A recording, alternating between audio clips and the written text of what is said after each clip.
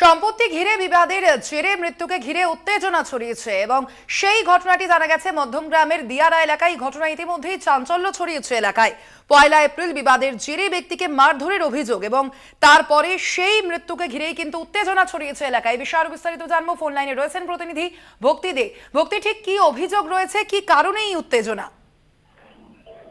দেখো, প্রথমেই বলি, মধ্যমগ্রাম অন্তর্গত হোন্ডা চণ্ডীগ্রাম গ্রাম পঞ্চায়েতে দিয়ারা অঞ্চলে ১ তারিখে ঘটনা। সেখানে জমি জমা নিয়ে অর্থাৎ সম্পত্তি নিয়ে একটা মারধর হয়, পারিবারিক বিবাদ ঘটে এবং যেটা তারা কিন্তু সম্পর্কে সবই আত্মীয়, ভাই ভাই।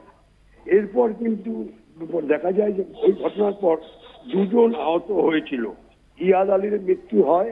ইয়াদের মৃত্যুর পর গতকাল সন্ধ্যের থেকে তার পরিবারের লোকরা, ইয়াদের পরিবারের লোকরা অপর এক ভাইয়ের উপরে, তার সম্পত্তির উপরে আক্রমণ চালায় এবং মারধর শুরু হয়। বিশাল পুলিশ বাহিনী নিয়ে ঘটনাস্থলে যান, বলা যেতে পারে অ্যাডিশনাল এসপি এবং শুরু করে আইসি, এবং তারা কিন্তু গিয়ে দেখে সেখানে মারধর চলছে, এক অপরকে মারধর চালাচ্ছে।